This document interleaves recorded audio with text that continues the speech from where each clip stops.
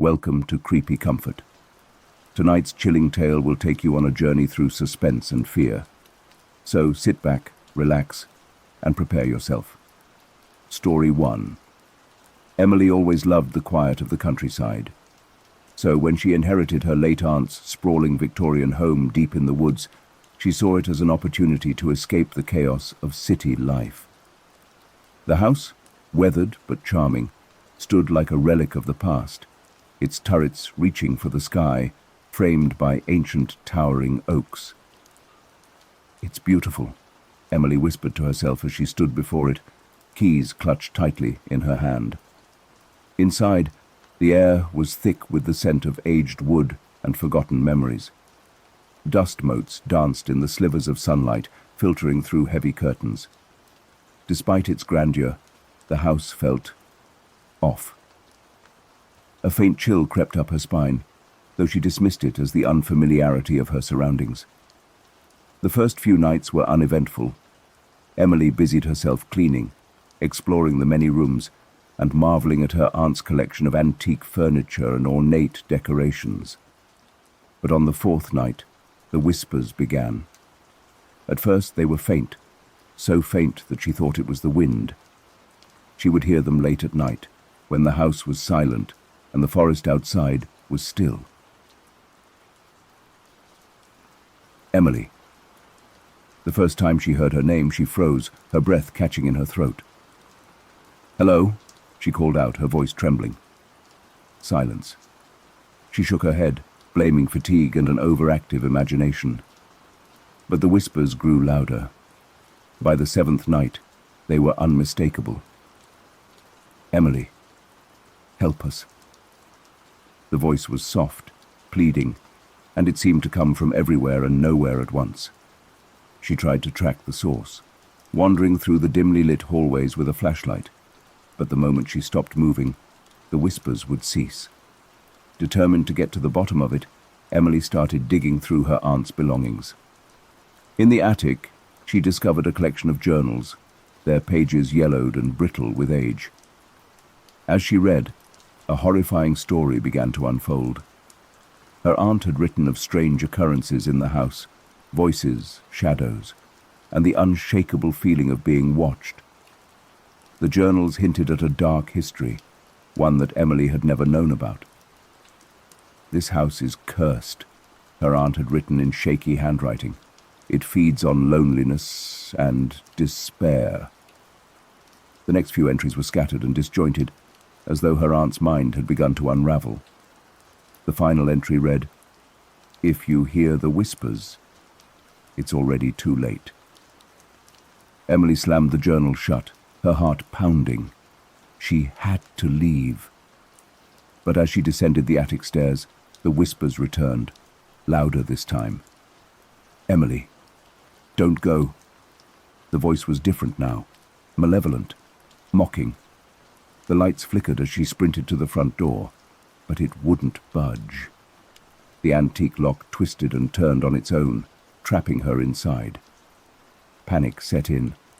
She grabbed her phone to call for help, but there was no signal. The whispers grew into a cacophony, voices overlapping, some pleading, others laughing. Desperate, she retreated to her bedroom and barricaded the door. The whispers seeped through the walls, the floor, the very air around her. And then she saw it. A shadow moving in the corner of the room, darker than the night itself. "Who are you?" she screamed, clutching a heavy lamp as a weapon. The shadow didn't answer. It surged toward her, engulfing the room in darkness, and in the pitch-black void, the whispers became deafening. Days later, when a concerned friend came to check on Emily, the house was silent. The front door creaked open as though it had been waiting. Inside, the air was heavy, and the only sound was the faintest whisper. "Welcome home." Story 2. Rebecca had always loved hiking. The solitude of the forest, the crunch of leaves underfoot, and the whisper of the wind through the trees gave her a sense of peace she could never find in the bustling city. So, When she heard about the secluded trail known as the Hollow Woods Path, she couldn't resist the temptation to explore it. The trail was infamous among locals for being treacherous and difficult to navigate. But what intrigued Rebecca most were the rumors. People claimed that hikers who ventured too far often disappeared without a trace. She dismissed the stories as nothing more than folklore, meant to keep thrill-seekers at bay. Armed with her map, flashlight, and plenty of water, she set out early one morning, determined to conquer the mysterious trail. At first, the hike was everything she had hoped for.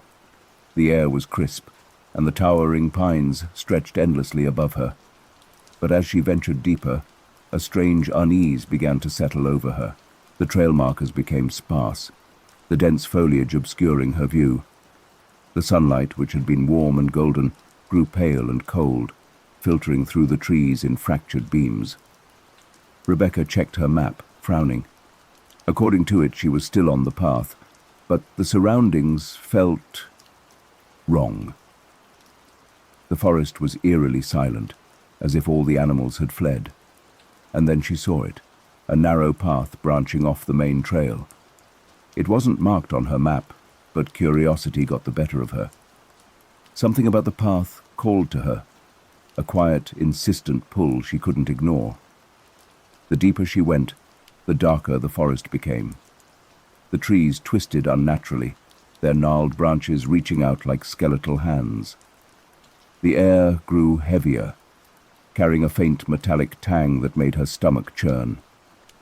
Rebecca told herself to turn back, but her feet refused to obey. It was as though the path itself had taken hold of her, guiding her forward. After what felt like hours, she emerged into a clearing. At its center stood an old, crumbling stone archway, covered in moss and ivy. Beneath the archway lay a faint outline of a doorway, shimmering like a heat wave. As she stepped closer, the whispers began. "Come through." The voice was soft, almost tender, and yet it sent shivers down her spine. She looked around, but the clearing was empty.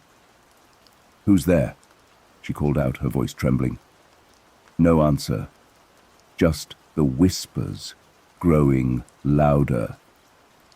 "Come through. You belong here." Against her better judgment, Rebecca reached out to touch the shimmering doorway. Her fingers brushed its surface, and a jolt of icy cold shot through her arm. She stumbled back, heart pounding. Suddenly the forest came alive with sound, rustling leaves, snapping branches, and the faint echo of footsteps circling the clearing. Shadows danced at the edge of her vision, just out of reach. Rebecca turned to run, but the path was gone. The archway was now surrounded by an unbroken wall of trees, their bark blackened and twisted. The whispers grew into a chorus, pleading and demanding all at once. "Can't leave.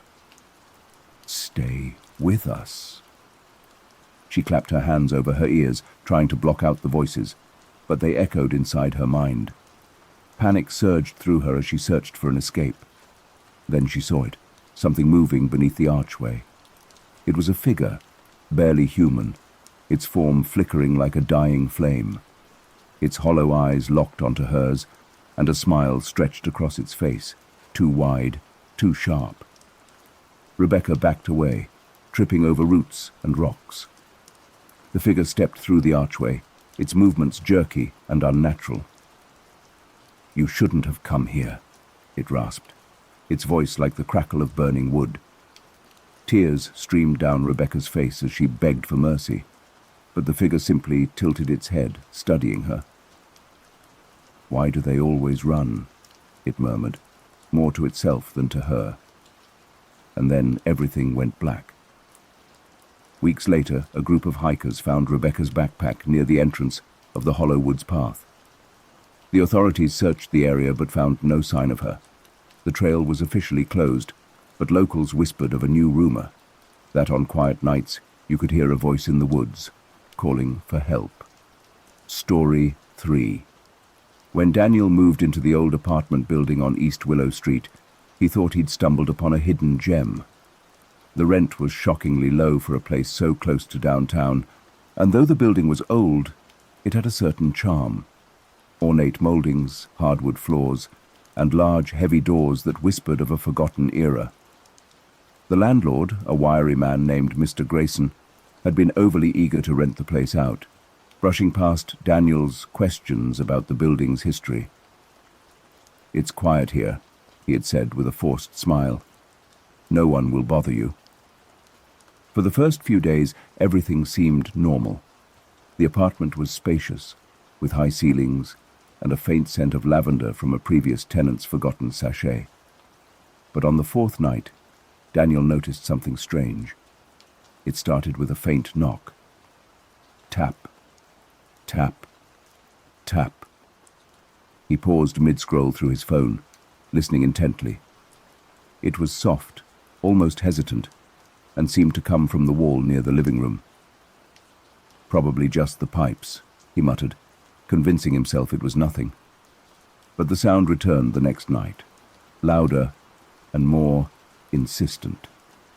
Daniel pressed his ear to the wall. The knocking stopped immediately. He chuckled nervously and went to bed, but sleep didn't come easily. The following day, curiosity got the better of him.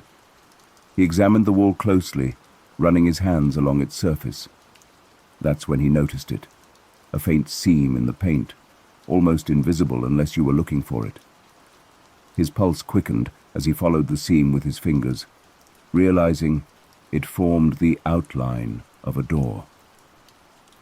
"Impossible," he whispered. There had been no mention of a hidden door when he'd toured the apartment. The knocking resumed that night, louder, persistent. This time, it wasn't just knocking. There was a voice, faint and muffled. "Help me!" Daniel jumped out of bed, his heart pounding. Grabbing his phone for light, he approached the wall again. "Who's there?" he called out, his voice trembling. The knocking stopped. Silence pressed down on him, heavy and suffocating. And then, as if in response, the seam of the door began to glow faintly, an unnatural bluish hue that pulsed like a heartbeat. Daniel stumbled back, terrified, but unable to look away. "Let me out, yeah!" The voice pleaded again, clearer now. Against every instinct screaming at him to run, he reached out and pressed against the wall. To his shock, it gave way, creaking open to reveal a narrow, dark room. The air inside was cold and damp, carrying the faint metallic tang of decay. The flashlight on his phone flickered as he stepped inside.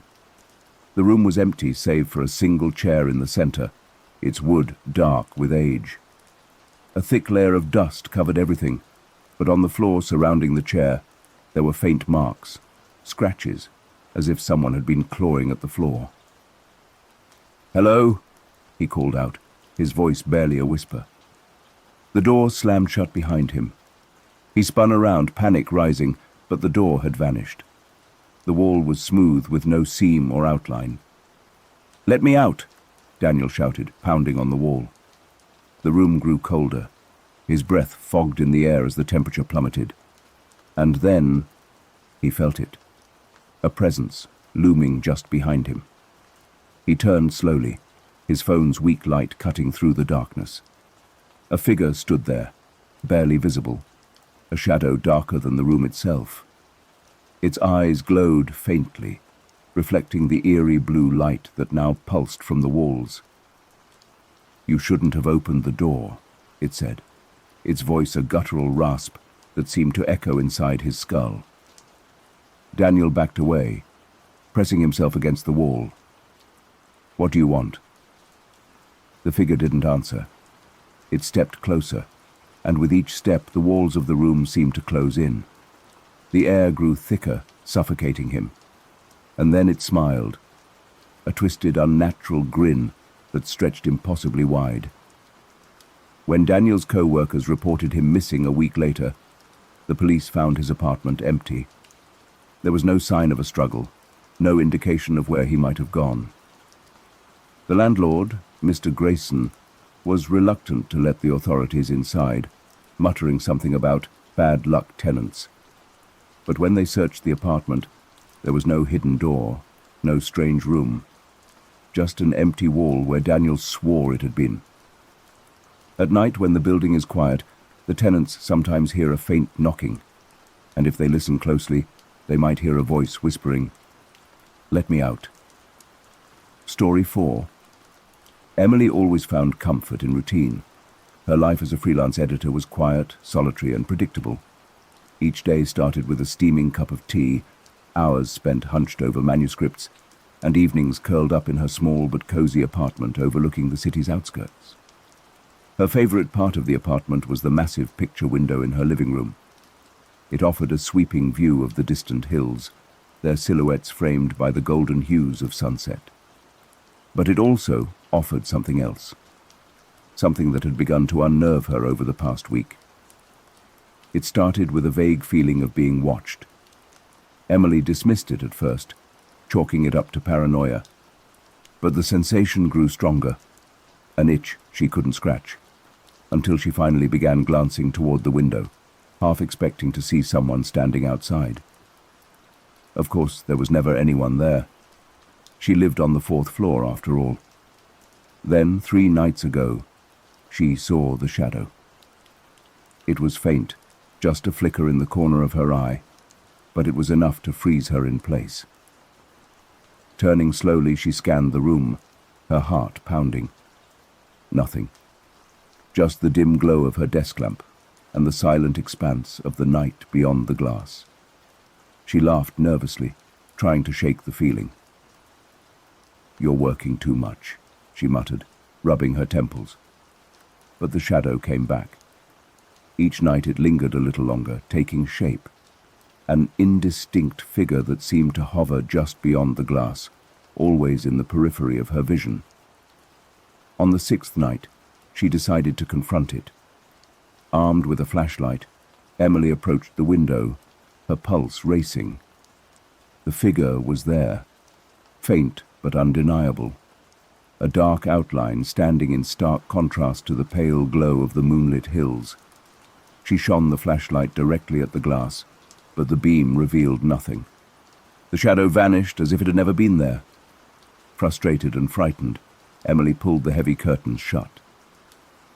There, out of sight, out of mind, she said aloud, as if speaking would banish the lingering unease. But the curtains didn't stop the tapping. It came in the dead of night, soft and deliberate.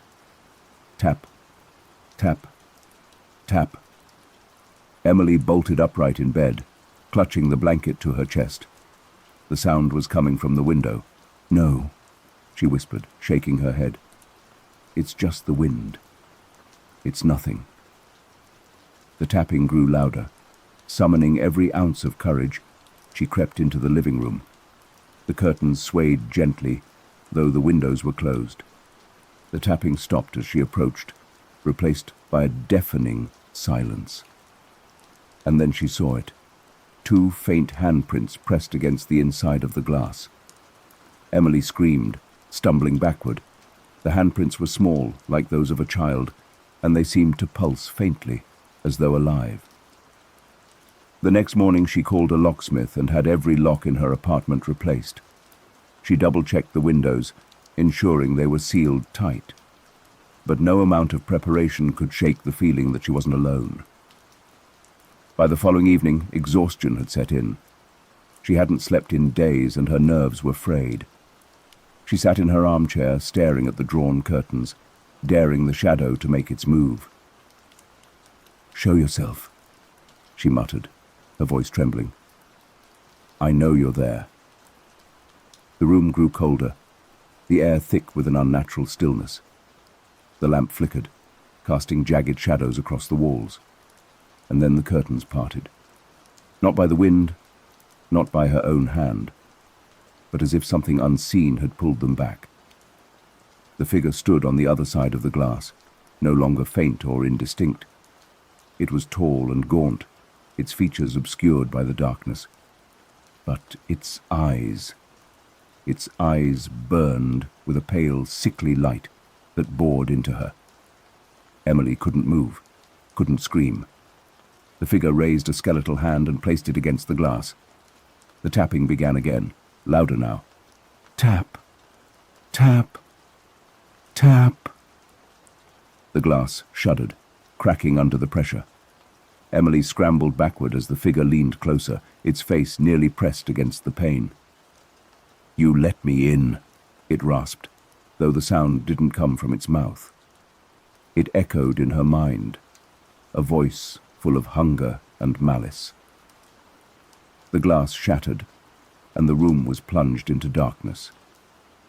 When Emily's landlord entered the apartment a week later, it was as if she had vanished. Her furniture was undisturbed, her belongings untouched. The only thing out of place was the shattered window, its edges stained with a faint, dark residue. And at night, when the moon is high, new tenants swear they hear tapping at the window. Story 5. The landline phone sat on Claire's desk, untouched and gathering dust. It was a relic from her grandmother's time, an old rotary phone that served no real purpose in the modern age of smartphones. Yet, when Claire moved into the quaint house she had inherited, she couldn't bring herself to get rid of it. It felt like a tether to the past, a connection to the warm, cozy memories of her childhood spent in the house. The phone was disconnected, of course. The line had been inactive for years. It was just a piece of nostalgia now, more decoration than utility, until it rang. The first time it happened, Claire was in the kitchen chopping vegetables for dinner. The piercing ring jolted her so hard that she nearly dropped the knife. She stared at the phone from across the room, her heart pounding. "That's impossible," she muttered.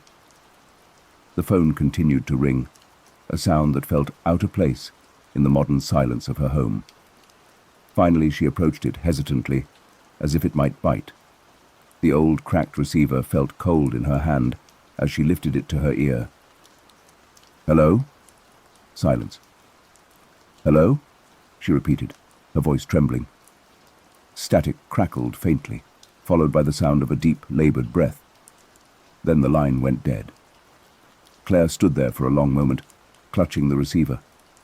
She told herself it was just a glitch, maybe some crossed wires. But deep down, she knew better. The phone rang again the next night. This time she didn't hesitate. Snatching up the receiver, she barked, "Who is this?" The same static greeted her, but this time it was accompanied by a faint whisper. "You shouldn't be there." The voice was barely audible, as if carried from a great distance. Before Claire could respond, the line went dead again. She spent the rest of the night staring at the phone, her unease growing. Who could possibly be calling her on a disconnected line? And why? By the third night, Claire was on edge. She hadn't told anyone about the calls. She didn't want to sound crazy. But the moment the phone rang, she felt her stomach drop. She didn't answer right away this time. Instead, she let it ring, hoping it would stop on its own. It didn't. When she finally picked up, the whispering began immediately. "Get out. It's not safe." The voice was different now, urgent and frantic. "Who are you?" Claire demanded. "What do you mean?" The whisper grew louder, more insistent. "They're watching you. They know you're there. You need to—" The call cut off with a sharp click, leaving Claire holding the receiver in stunned silence. Her gaze darted around the room, paranoia seeping into every corner of her mind. Was someone outside, watching her? She rushed to the windows, checking the locks, but everything seemed normal, except it wasn't. The calls continued, each one more disturbing than the last. The whispers became screams, distorted and otherworldly. Sometimes she heard things in the background, scraping sounds, faint sobs, the distant echo of a child's laughter. By the seventh night, Claire was at her breaking point. She couldn't sleep, couldn't eat. The phone had become a source of dread, an object she avoided at all costs. But that night the phone didn't ring. Relief washed over her as she sat in her living room, sipping a glass of wine. Maybe it was over. Then came the knock. It was faint, just a single tap at the front door. Claire froze, the glass slipping from her fingers and shattering on the floor. Another knock, louder this time. She crept to the door, peering through the peephole. The porch was empty. Her hand trembled as she unlocked the door and opened it a crack. The night was still, the street deserted. And then she heard it. The phone. It was ringing. But this time the sound wasn't coming from the desk. It was coming from the hallway, from the basement. Claire's blood ran cold. The basement door stood ajar, its darkness yawning like an open mouth. "No," she whispered, backing away. "No, no, no." The ringing grew louder, more insistent. Against her better judgment, she found herself moving toward the basement, each step heavier than the last. The old wooden stairs groaned under her weight as she descended into the shadows. The phone sat on a small table in the center of the basement, its rotary dial glowing faintly. It rang once more before falling silent. Claire reached for it, her hand trembling uncontrollably. She didn't want to pick it up, but she felt compelled, as if an unseen force was guiding her. The moment she lifted the receiver, the basement door slammed shut above her. "Hello?" she whispered, her voice barely audible. A low chuckle echoed through the receiver, a sound that made her skin crawl. "You stayed too long," the voice said. The basement light flickered and went out, plunging her into darkness. Claire screamed, but her voice was swallowed by the shadows. When the real estate agent showed the house a month later, it had been cleaned out completely. No furniture, no decorations. The rotary phone was gone too. But every prospective buyer noticed the same thing.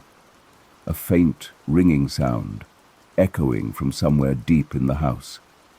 And no matter where they looked, they could never find the source. Story 6.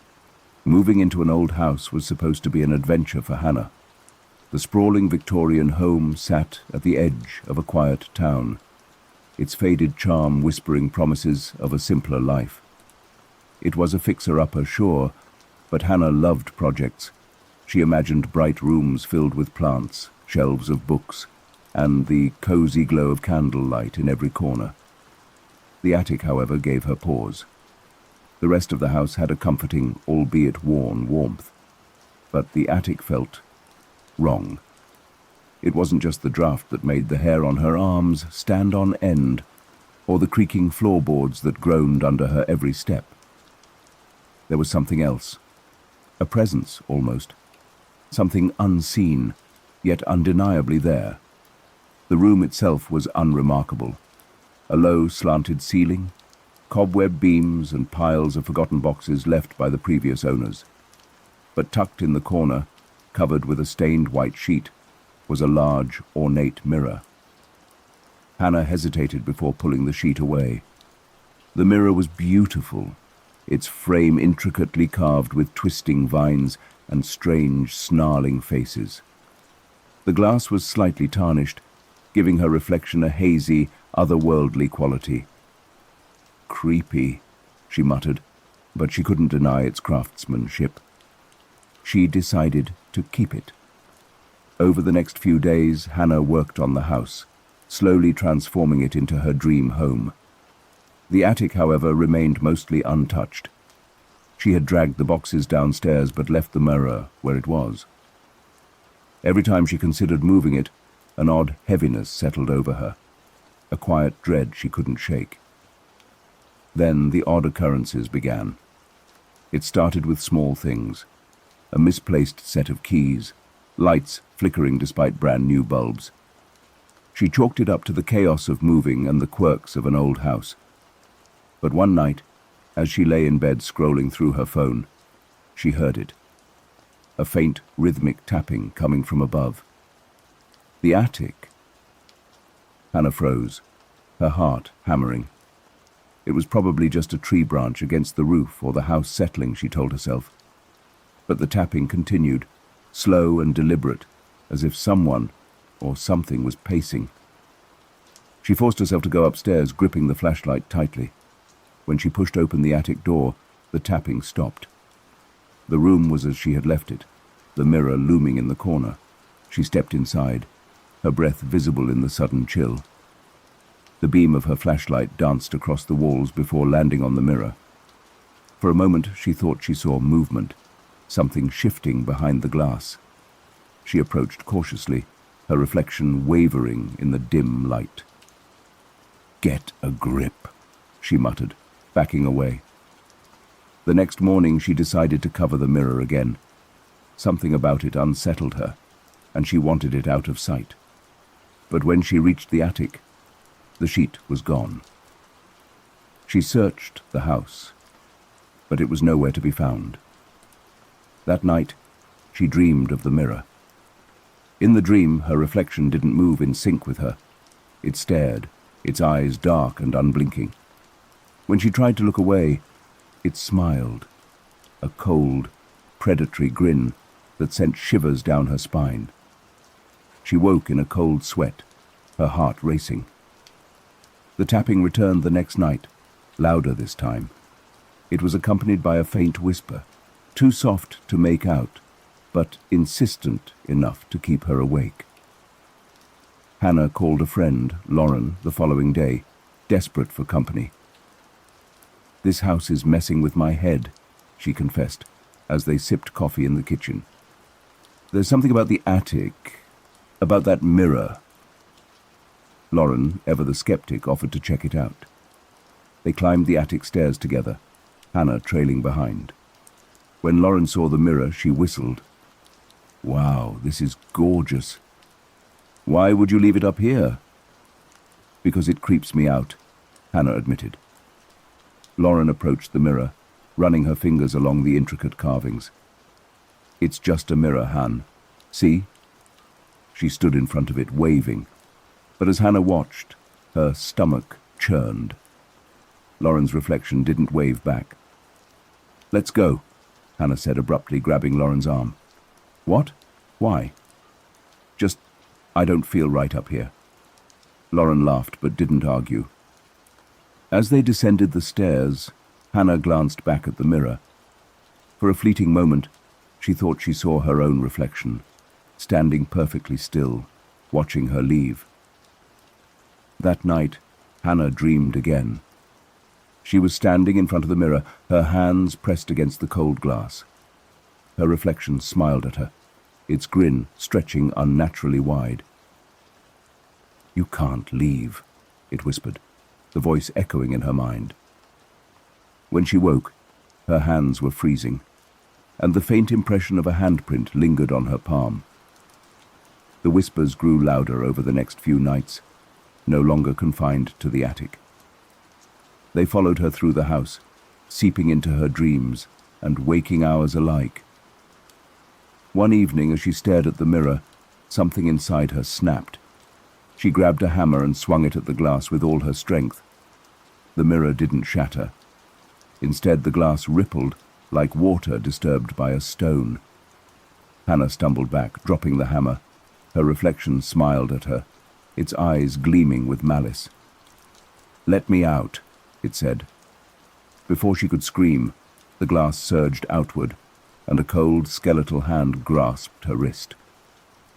When Lauren came to check on Hannah a few days later, the house was eerily silent. She called out, her voice echoing in the empty rooms. In the attic, the mirror stood uncovered. Lauren approached it hesitantly, her reflection wavering in the dim light. She froze. There, behind her reflection, was Hannah. She was smiling, but her eyes were hollow, lifeless. And when Lauren turned to run, the attic door slammed shut. Story 7. When Sam inherited the house, it wasn't what he had hoped for. The old colonial sat on the edge of a dying town, its sagging roof and peeling paint a testament to decades of neglect. But the timing was too perfect to ignore. His lease was up, and his savings were low. "I'll fix it up," he told himself, stepping onto the warped front porch. "Turn it into something livable." The house smelled of mildew and something faintly metallic. Sam chalked it up to rusted pipes and stale air. He spent the first few days cleaning and unpacking, ignoring the unease that crept into his chest whenever he moved through the dim, creaking halls. By the third night, the creaks and groans of the house became more pronounced. Old houses make noises, he reminded himself. But this was different. It wasn't the sound of wood settling or the wind pressing against the windows. It was rhythmic, deliberate, scratching. It came from beneath the floorboards.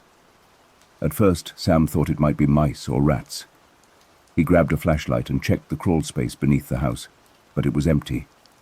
The scratching persisted, moving from room to room. All was underfoot. On the fourth night, Sam woke to a loud thump.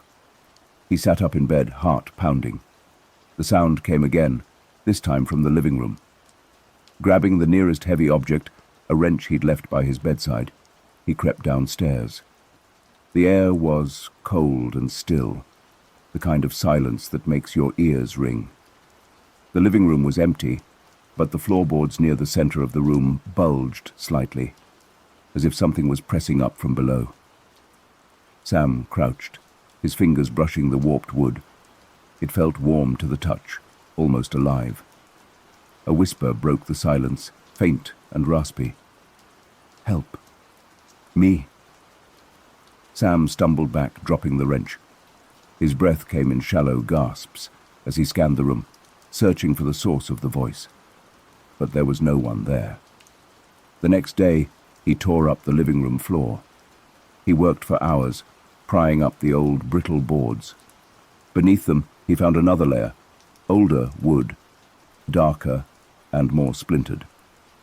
Sam stared at it, a strange sense of dread settling in his stomach. He tapped the second layer with his crowbar. It sounded hollow. Summoning his courage, he pried up one of the planks. The smell hit him first, a wave of rot and damp earth. He gagged, covering his nose with his sleeve as he shone his flashlight into the dark void below. There was a crawl space, but it was deeper than it should have been. The ground sloped down into darkness, the beam of his flashlight unable to reach the bottom. At the edge of the light, something glinted. Sam leaned closer, squinting. A bone.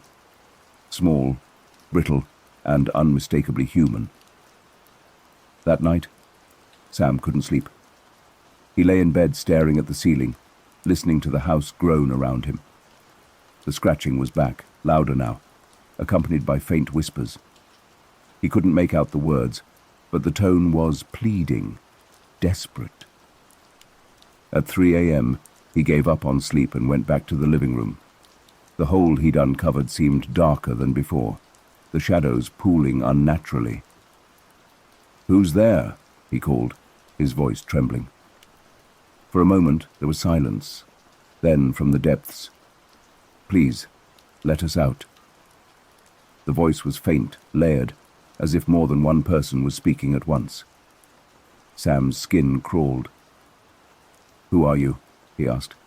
"We're trapped. Beneath. So long. Please."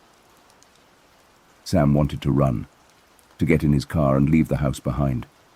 But something kept him rooted in place, a pull he couldn't explain. The next day he called the town's historical society, hoping to learn more about the house. An elderly woman answered, her voice quivering with age. When Sam mentioned the address, she fell silent. "Hello?" he prompted. "You live there?" she asked finally, her tone wary. "Yeah. Why?" "It's an old house," she said carefully. "A lot of history. Some of it unpleasant." Sam pressed her for details, and after some hesitation she relented. The house had once belonged to a man named Elias Grady, a reclusive figure who lived there in the early 1900s. Rumors swirled about disappearances in the area, children mostly. Elias was never charged, the woman said, her voice dropping to a whisper. But people suspected him. After he died, no one wanted the house. Said it was cursed. Sam's stomach turned. That night he couldn't resist returning to the hole. He brought a ladder, lowering it into the darkness. The air grew colder the deeper he descended, the damp earth pressing in on all sides. At the bottom, the smell of decay was overwhelming. His flashlight illuminated a narrow tunnel, the walls marked with deep, claw-like scratches. He followed the tunnel, his breath loud in the suffocating silence. After about 20 feet, he found them. Bones, dozens of them scattered haphazardly. Some were small, others larger, but all were stained dark with age. And then he saw it. A figure crouched at the end of the tunnel, its back to him. Its skin was grey and stretched taut over its bones, and its limbs were unnaturally long. Sam froze, the flashlight trembling in his hand. The figure turned, its hollow eyes locking onto his. Its mouth opened and a voice that wasn't its own spilled out.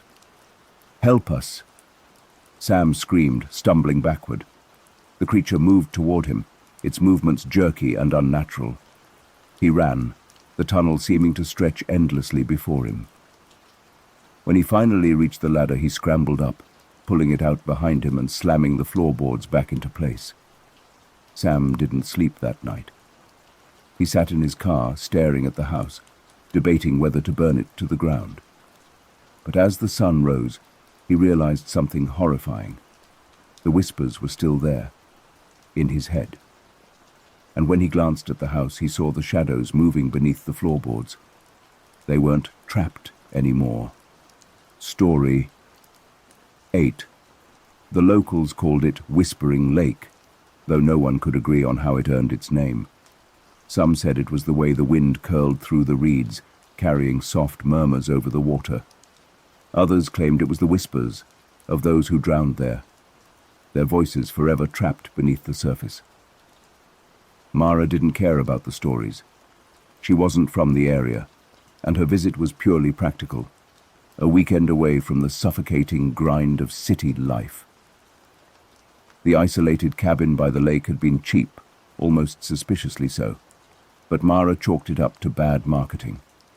The cabin was quaint, its walls lined with old pine and the faint smell of wood smoke lingering in the air. The dock stretched out into the lake like a crooked finger, and the water shimmered darkly under the waning autumn sun. It should have been peaceful. But the first thing Mara noticed was the silence. There were no birds, no insects, not even the distant hum of passing cars.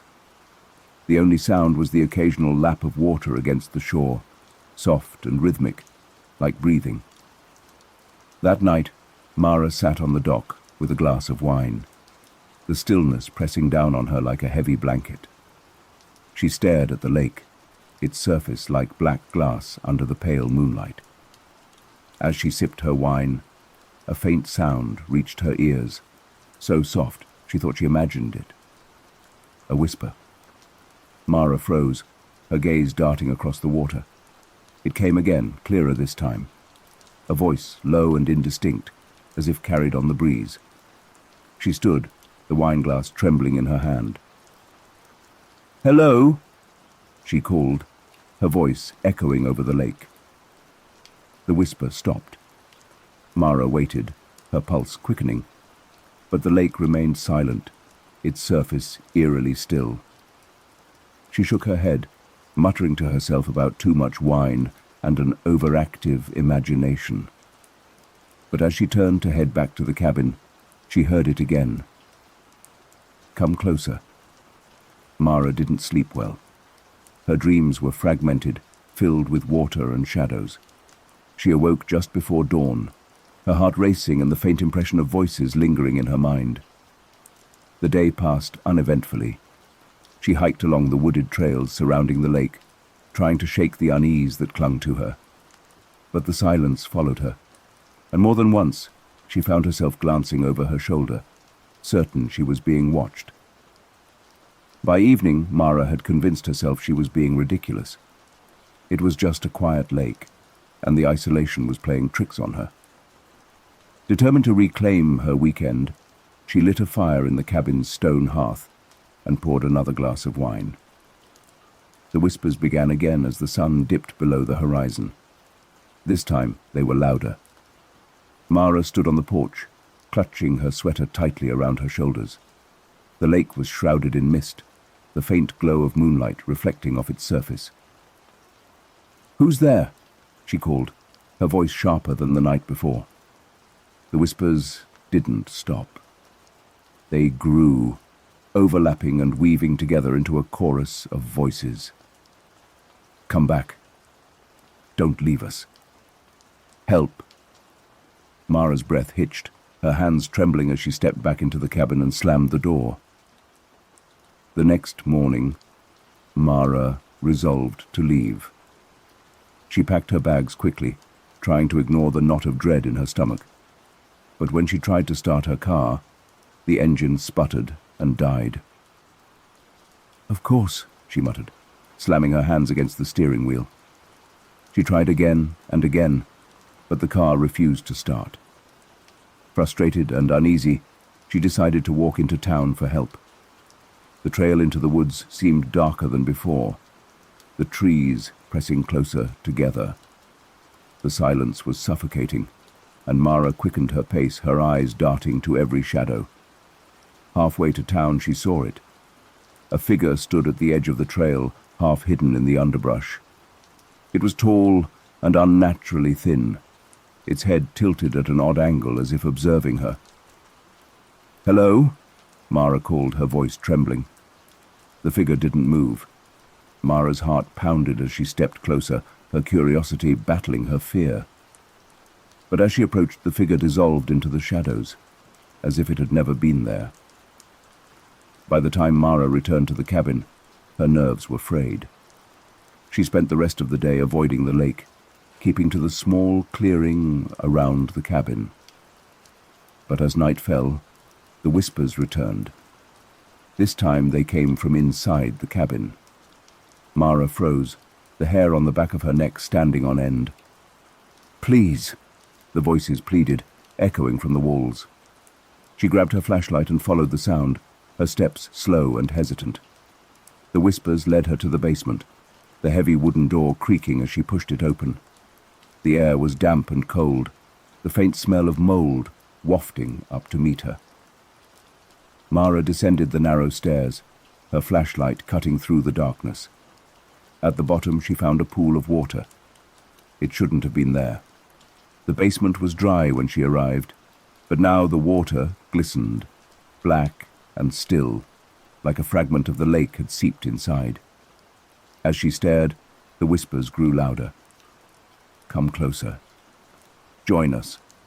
Shapes moved beneath the surface, pale and distorted, their faces twisted in agony. Mara stumbled back, her flashlight shaking. What is this?" she whispered, her voice barely audible over the growing chorus. One of the shapes rose from the water, its features becoming clearer. A woman, her eyes hollow, and her mouth stretched in a silent scream. "We remember," the figure rasped. "We remember you." Mara shook her head, tears streaming down her face. "I don't know you." The whispers turned to wails, the figures in the water clawing at the surface. "You left us," they cried. "You left us to drown." Mara fled the basement, her mind racing. The voices followed her, seeping through the walls, the floor, the very air around her. By the time she reached the dock, she was sobbing, her breath coming in ragged gasps. "Stop it!" she screamed, her voice echoing over the lake. "I didn't do anything to you!" The water rippled, the surface breaking as more figures emerged. Their arms reached out to her, their voices overlapping in a deafening cacophony. "You will join us." Mara turned to run, but the dock beneath her feet buckled. She screamed as she fell into the icy water, the cold stealing the breath from her lungs. Hands clawed at her, pulling her down into the darkness. When the police arrived 2 days later, they found the cabin empty. Mara's car was still parked in the driveway, her belongings scattered inside. The lake was calm, its surface undisturbed. But the locals knew better. Whispering Lake had claimed another. Story 9. Sarah had always loved the charm of older homes, their creaking floors, ornate moldings, and the way every corner seemed to hold a story. So, when she stumbled upon the weathered Victorian house at the edge of town, it felt like fate. The house was more affordable than she'd dared hope, though the real estate agent had been evasive about why it had been on the market for so long. Sarah didn't pry. She was too enamored with the high ceilings, stained glass windows, and sprawling backyard to care about its history. It wasn't until she moved in that she discovered the hidden door. Sarah had been unpacking boxes in the basement when she noticed it. The door was small, almost child-sized, and set into the far wall. Its wood was discolored and warped with age, the hinges rusted and barely hanging on. She'd lived in enough old houses to know about strange architectural quirks. It was probably just a storage closet or some forgotten crawl space. Curiosity got the better of her. She tugged at the handle, the metal cold and rough under her fingers. The door resisted at first, groaning as if it hadn't been opened in decades. Finally, it gave way, swinging open to reveal a narrow staircase descending into darkness. A chill swept through the basement, raising goosebumps on Sarah's arms. She stared down the steps, her flashlight casting weak beams into the void. "Just an old storage room," she muttered, trying to convince herself. But something about the air coming from below, damp, stale, and faintly metallic, made her hesitate. Over the next few days, Sarah couldn't stop thinking about the door. She tried to ignore it, throwing herself into unpacking and decorating. The house came alive under her care, its dusty corners filled with fresh flowers and warm light. But the door lingered in the back of her mind, a nagging itch she couldn't scratch. By the third night, she gave in. Armed with a stronger flashlight and a heavy crowbar, just in case, Sarah descended the stairs. The steps creaked ominously beneath her weight, the air growing colder with every step. The walls were rough stone, damp to the touch, and the staircase seemed to twist unnaturally as it descended. When she finally reached the bottom, she found herself in a small, circular room. The walls were lined with shelves, each one holding objects that made her stomach churn. Rusted tools, broken dolls, and jars filled with murky, unidentifiable liquids. In the center of the room stood an old wooden table, its surface scarred and stained. But it was the carvings on the walls that truly unsettled her. Symbols she didn't recognize, crude and jagged, etched deeply into the stone. They seemed to shift under the beam of her flashlight, as though alive. "Just some creepy old cellar," Sarah whispered, her voice echoing. "Probably just junk left behind by the last owners." But even as she said it, she didn't believe it. That night, Sarah dreamed of the room. In her dream, she was standing at the table, her hands trembling as she traced the symbols carved into its surface. Shadows flickered around her, whispering in a language she couldn't understand. She woke with a start, her heart pounding. The whispers from her dream seemed to linger in the room, fading only as the first rays of dawn broke through the curtains. The next morning, Sarah resolved to seal the door. She couldn't explain it, why the room unsettled her so deeply, but she knew she didn't want to see it again. She bought a heavy lock and spent the afternoon securing the door, driving nails into the frame until her arms ached. That night, the whispers returned. This time, they weren't confined to her dreams. Sarah lay in bed, staring at the ceiling as the sound grew louder. It wasn't words, exactly, but a low, droning murmur that made her skin crawl. When she finally worked up the courage to leave her room, she found the basement door ajar. The lock on the hidden door was broken. The nails she'd hammered in scattered across the floor. The door itself stood wide open, the staircase below yawning like an open mouth. Sarah wanted to run, to grab her car keys and never look back, but something compelled her forward, her feet moving against her will. As she descended the steps, the whispers grew louder, echoing off the stone walls. When she reached the bottom, she froze. The room was no longer empty. The table now held a single object, a photograph. It was old, its edges yellowed and frayed, but the image was unmistakable. It was Sarah standing in front of the house, smiling. Her breath caught in her throat. She'd never seen the photograph before. The whispers swelled, becoming a deafening roar. The symbols on the walls glowed faintly, their shapes writhing and shifting like living things. "Who's there?" Sarah screamed, her voice trembling. The symbols flared brighter, and, for a moment, she thought she saw shapes emerging from the walls, shadowy figures with two long limbs and hollow eyes. Sarah fled the basement, slamming the hidden door shut behind her. She locked the basement door as well, dragging furniture in front of it for good measure. But the whispers didn't stop. Over the next few days, Sarah barely slept. The whispers followed her everywhere, soft at first, but growing louder as night fell. Objects in the house began to move on their own. Chairs shifted positions, picture frames fell from walls, and once she found all the knives from the kitchen drawer lined up neatly on her bed. She called the real estate agent, demanding answers. The woman was evasive at first, but finally she confessed. There were incidents, she said hesitantly. Previous owners complained about strange occurrences, but no one stayed long enough to figure out what was happening. "What about the room?" Sarah demanded. "The one beneath the house?" The agent was silent for a long moment. "There's no record of a room like that," she said finally. "It's not in the blueprints." Sarah didn't last another night.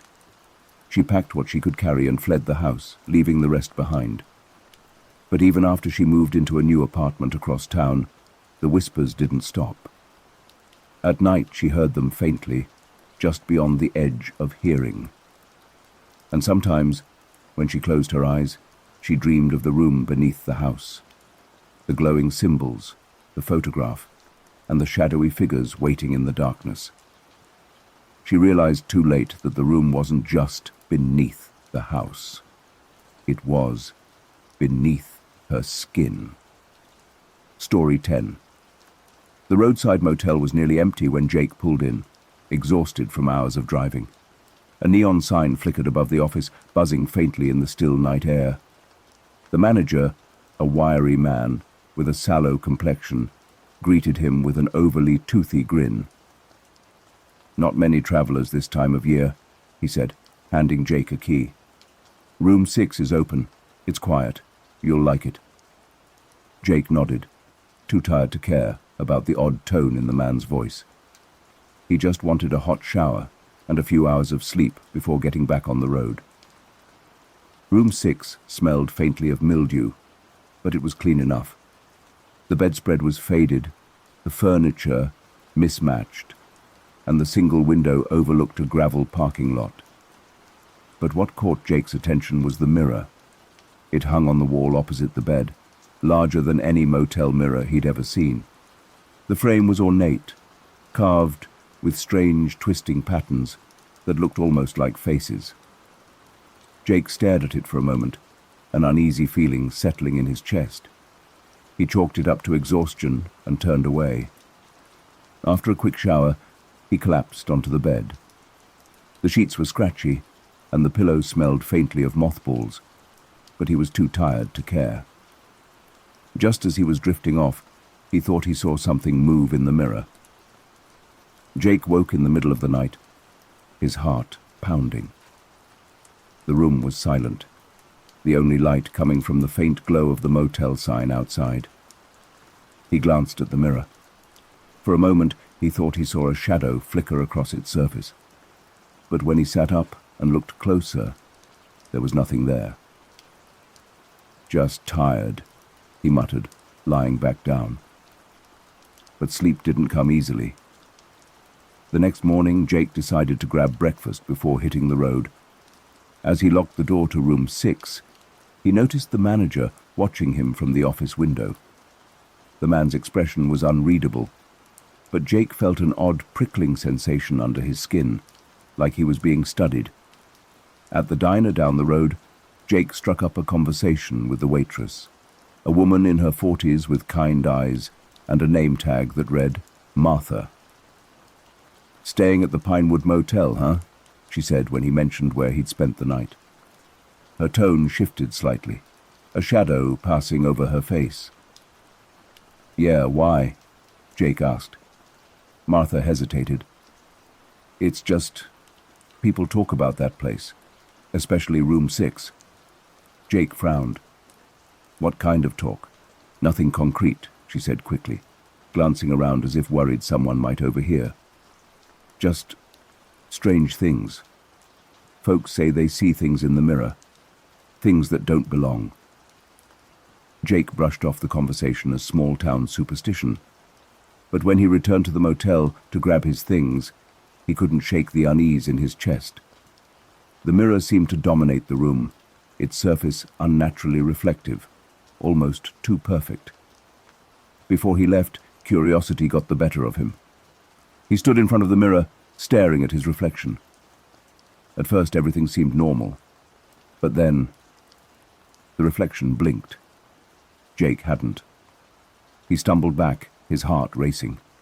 The reflection stared at him, its expression slowly shifting into something alien, almost predatory. "Who's there?" Jake whispered, his voice barely audible. The reflection tilted its head, mimicking his movements, but with a delay that sent a shiver down his spine. And then it smiled. Jake bolted from the room, slamming the door behind him. He went straight to the manager's office, demanding answers. The man listened calmly, his expression eerily blank. When Jake finished, the manager leaned back in his chair and sighed. "Room 6, he said quietly. "It's unique." "What the hell does that mean?" Jake snapped. The manager hesitated. "The mirror. It's been there since before I took over.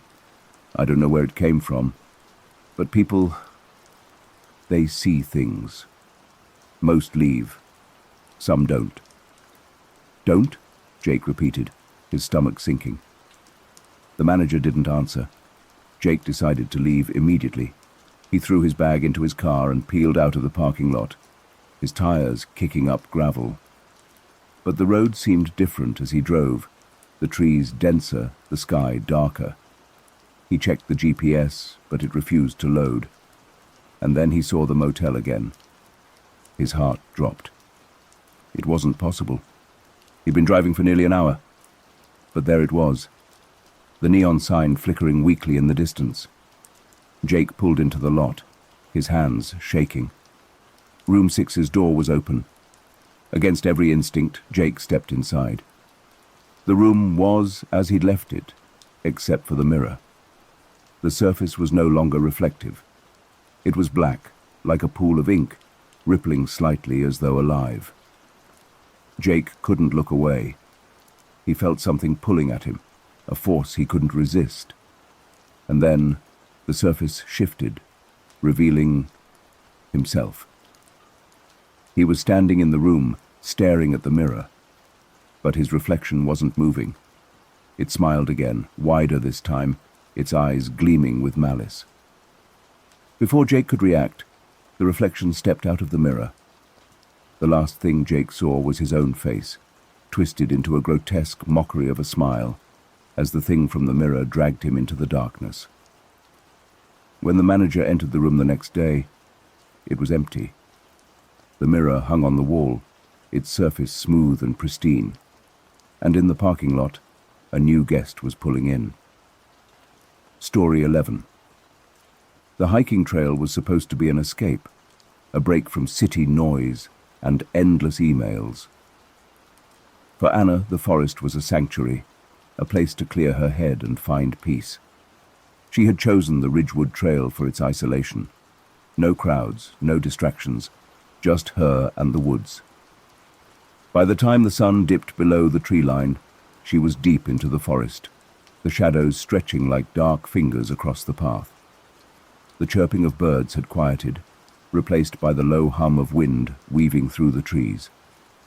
Anna set up a small tent in a clearing off the trail. She'd packed light, just enough for an overnight stay. As she prepared a simple dinner over a portable stove, she noticed something odd. The forest had gone completely silent. The absence of sound was unnerving.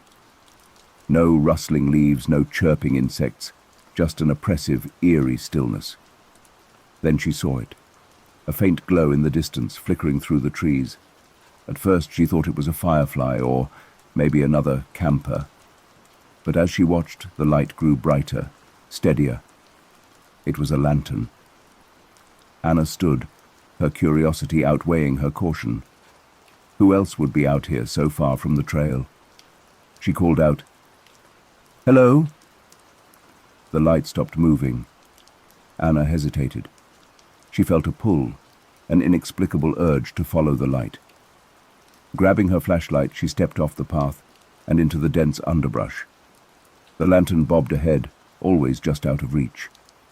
As she pushed through the trees, the forest seemed to shift around her, the branches clawing at her jacket like unseen hands. "Hey, wait!" she shouted, but the light didn't stop. The further she went, the stranger the forest became. The trees twisted unnaturally, their trunks gnarled and bent. The ground grew soft and spongy underfoot, and the air smelled faintly of decay. Still she pressed on. The lantern led her to a clearing where it hovered mid-air, its glow casting long shadows that seemed to move independently of the light. Anna approached cautiously, her heart pounding. The lantern was old, rusted metal and cracked glass. Its light wasn't from a flame, but something else, something alive. And then she heard it. A voice. It was faint at first, a whisper carried on the wind. She couldn't make out the words, but it was enough to make her skin crawl. The voice grew louder, joined by others, a cacophony of murmurs and sobs. They surrounded her, filling the clearing with an almost tangible weight. "Who's there?" Anna demanded, her voice shaking. The lantern flickered, and the voices quieted. And then a figure stepped into the light. It was a man, or at least something that looked like one. His features were indistinct, as if the shadows clinging to him were part of his form. His eyes were hollow, dark voids that seemed to suck in the light. "Turn back," he said, his voice low and gravelly. Anna stumbled back, her flashlight trembling in her hand. What is this?" The man didn't answer. Instead, he gestured to the lantern, which floated closer to her, its glow intensifying. Images flooded Anna's mind, faces twisted in agony, hands clawing at the earth, mouths open in silent screams. She saw flashes of the forest, of people wandering, lost and afraid. And always the lantern was there, guiding them deeper into the woods, to their doom. "This lantern," the man said, his voice cutting through the chaos in her head, "shows the way, but it does not lead to safety." Anna tried to look away, but the light held her captive. "Why show me this?" she whispered, tears streaming down her face. "Because you followed," the man said, "and now it is yours."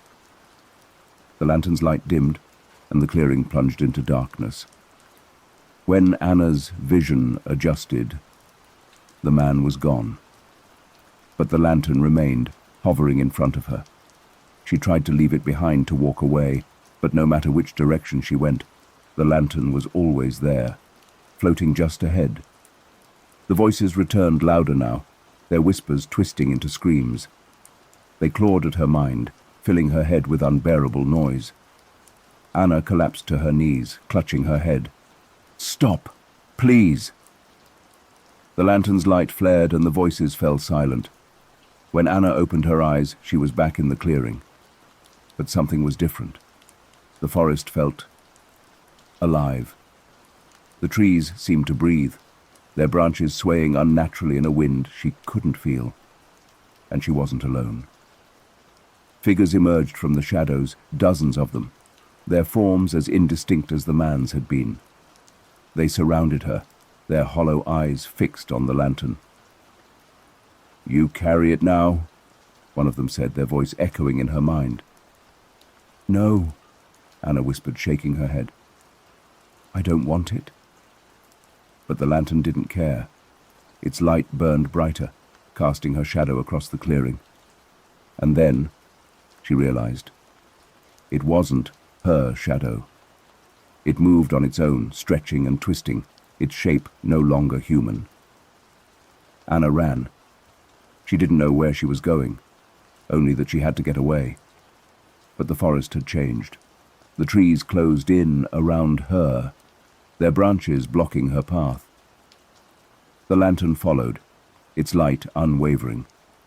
When she finally stumbled back onto the trail, she thought she was safe. But the lantern was still there, floating silently behind her. And the voices. They were inside her now. She heard them as she packed up her campsite, as she walked back to her car, as she drove away from the forest. They whispered of pain, of loss, of things she couldn't understand. And no matter how far she went, the lantern was always there, glowing faintly in the distance. Anna disappeared 2 weeks later. Her car was found abandoned on the side of a remote road, the doors unlocked, the keys still in the ignition. The only clue was a single lantern, rusted and cracked, sitting in the passenger seat. Its light had gone out, but some claimed they could still hear faint whispers if they listened closely. Story 12. Miriam had never been one for antiques. She preferred the clean lines of modern design, the simplicity of function over form. But when her grandmother passed, Miriam inherited the old house, and with it a collection of relics from another time. The house itself was a labyrinth of narrow hallways and creaking floorboards. Every room seemed to hold its own secrets, but it was the attic that captured Miriam's attention. She had never been up there before, not even as a child. Her grandmother had forbidden it, warning of loose floorboards and rusted nails. But now, standing at the base of the attic stairs, she felt an irresistible pull. The air in the attic was thick with dust and the faint, musty scent of age. Miriam's flashlight cut through the darkness, illuminating piles of old furniture, boxes filled with yellowed papers, and stacks of books that looked like they hadn't been touched in decades. In the far corner, something gleamed faintly.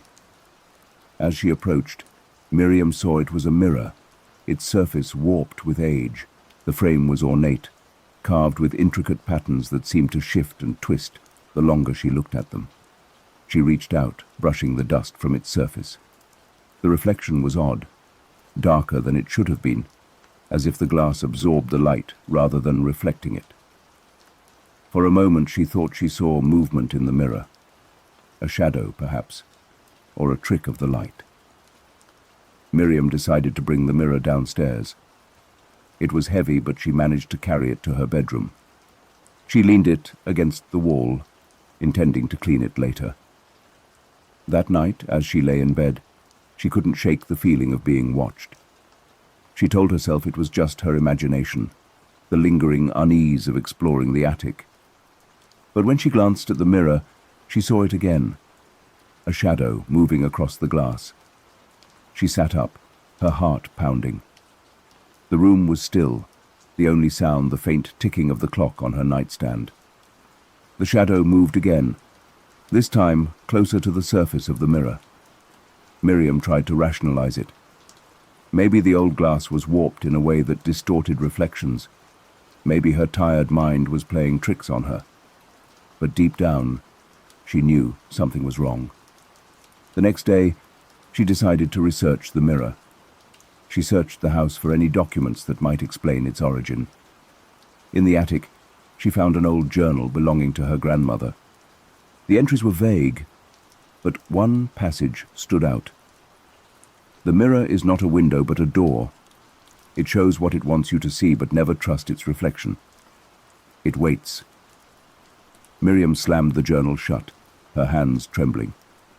That night she covered the mirror with a sheet. Out of sight, out of mind, she thought. But as she tried to sleep, she heard it. A faint tapping sound. She froze, holding her breath. The sound grew louder, more insistent, as if someone, or something, was knocking on the other side of the mirror. "Who's there?"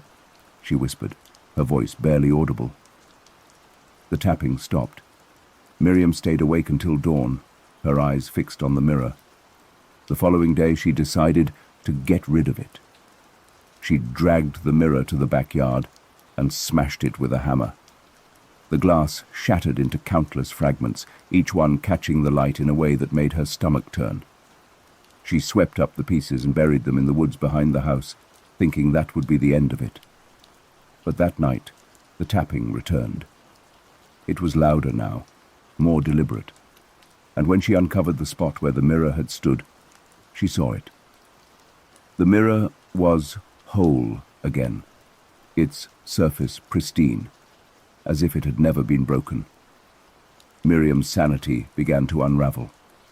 She tried to ignore the mirror, to pretend it wasn't there, but the tapping followed her, growing louder and more persistent. One night, she decided to confront it. She stood before the mirror, her reflection staring back at her. "What do you want?" she demanded. Her reflection didn't move, but behind it, something else did. A shadowy figure emerged, its form indistinct. It pressed its hands against the glass, as if trying to push through. Miriam stepped back, her breath catching in her throat. The figure spoke, its voice a low whisper that seemed to come from inside her own head. "Let me in," it said. "No," Miriam whispered, shaking her head. "I won't." The figure smiled, a cold, unnatural expression. "You already have." The mirror's surface rippled like water, and Miriam felt a cold hand grip her wrist. She tried to pull away, but the hand was impossibly strong. The figure began to emerge from the glass, its form solidifying as it stepped into her world. Miriam screamed, struggling against its grip.